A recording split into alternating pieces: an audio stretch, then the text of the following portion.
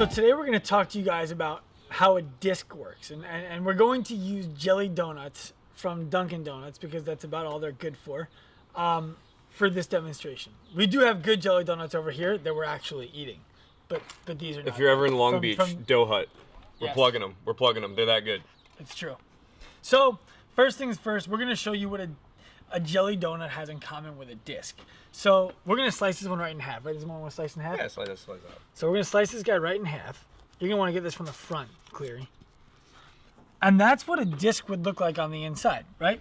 So on the inside of a disc, we actually have very similar structure to a jelly donut, believe it or not. We have this gelatin-like structure inside that would be the nucleus inside of a disc. And then on the outside, we have dough. But in our case, it's not dough, it's cartilage. And it forms in rings. So there's multiple rings that layer with each other and they go around and around and around. And they keep everything inside, but they're able to be a little bit elastic. So we're going to cut this one open from the side to kind of show you what that would look like from the top-down view. I hope they put the jelly in the right spot. Me too. No, they're a chain. They don't mess that stuff up.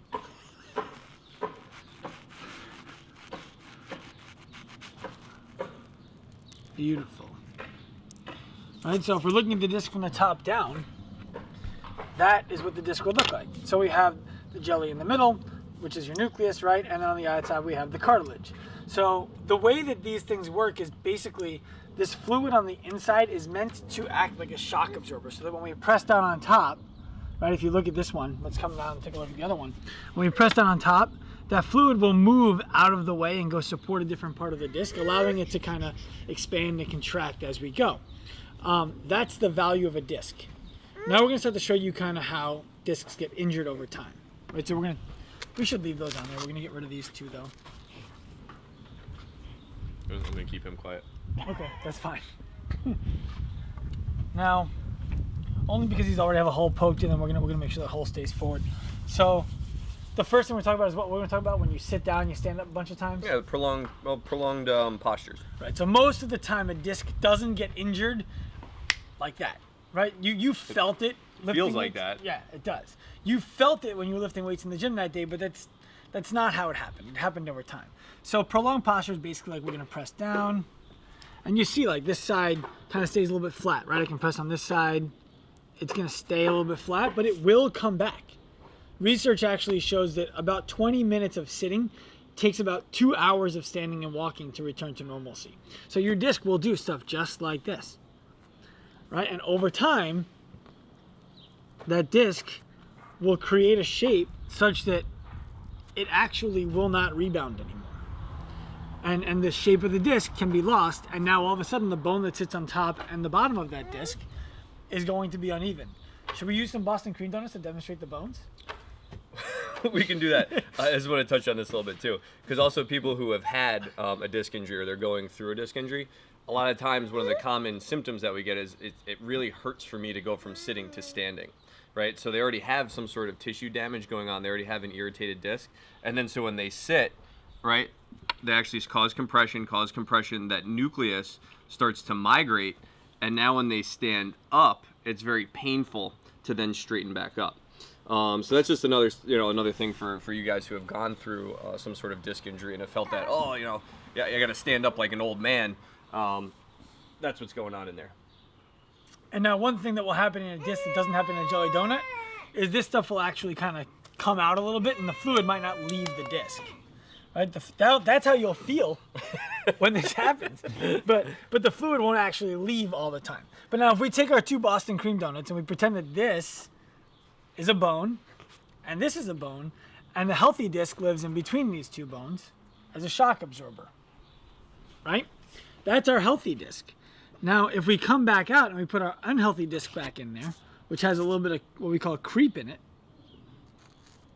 you see how that space is no longer normal. It's changed from side to side. I probably should have gotten a different donut than a Boston cream because the sides look the same. You're on the fly. It's good. Yeah, but you guys understand what's going on here. So we're going to get our Boston cream bones out of here. We're going to go back to our discs. Now that's the most common way that you guys will hurt yourselves is what we just demonstrated before, that little bit of creep where it just changes shape over time. Another way that we can hurt a disc, right, Which one should we show them right now? We can do the repetitive motion.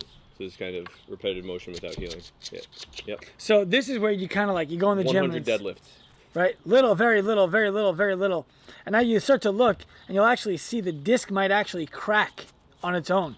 Right? You start to get some little breakdown in the cartilage fibers, both on the outside, but oftentimes on the inside of the disc.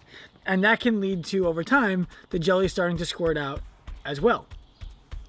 Right. This is a very common. Right. Now keep in mind, this will happen to all of us while we're doing this, but not everybody will end up feeling symptoms, right? Because when we stop doing this movement, if we recover correctly, right, we hydrate, we eat well, we sleep, we're not stressed, our body will actually reform this, right? That'll remodel, it'll go back to new. The problem happens is when we start doing that over and over again. Maybe we had poor mechanics, we're not recovering well, we're not reaching full recovery before we start stressing again, and that's when symptoms start to happen, and that's when that jelly really starts to squirt out and really start to irritate our backs. Yeah. So let's pull out another kind of disc injury over here. Should we show them a traumatic one? Yeah. Okay. Bang it out, Gallagher. So this is what it feels like. This is what you think is happening. Oh, it didn't do it. Damn it. Fucking stupid jelly donuts. They don't actually function like discs. Do a different one. Let's try a different one. Take two. Take two. Ready? Here, Move the knife. I'll give myself. Make it happen. I'm gonna give myself an advantage here, so you guys can really see what's going on. Jelly Don't donuts tell don't them. have the same hydrodynamics as spines. Apparently they don't. So this is what it usually feels Move the like. knife. Move the knife. Don't worry about it. A little bit of blood never hurt anybody. Ready? This is what it usually feels like. Oh!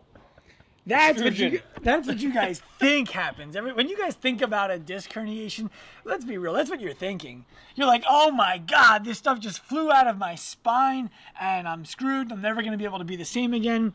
Does this happen?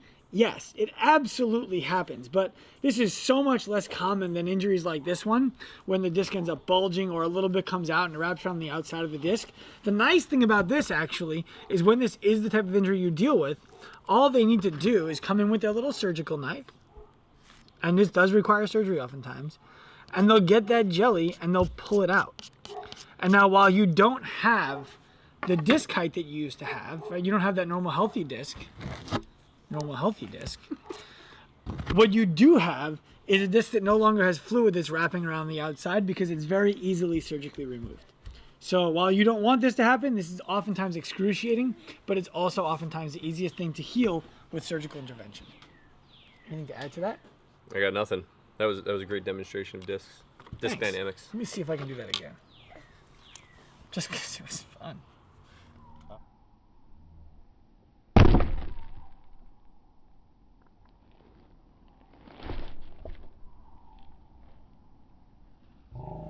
All right, guys. So I hope you enjoyed our demonstration of how we oversimplified as possible disc injuries. We have all kinds of various disc injuries here on the table present, and I think that was fun. I think that'll give you guys some opportunity for visualization of what's actually going on. If you're a coach, show this to your athletes. If you're an athlete, watch it again. Anything to add?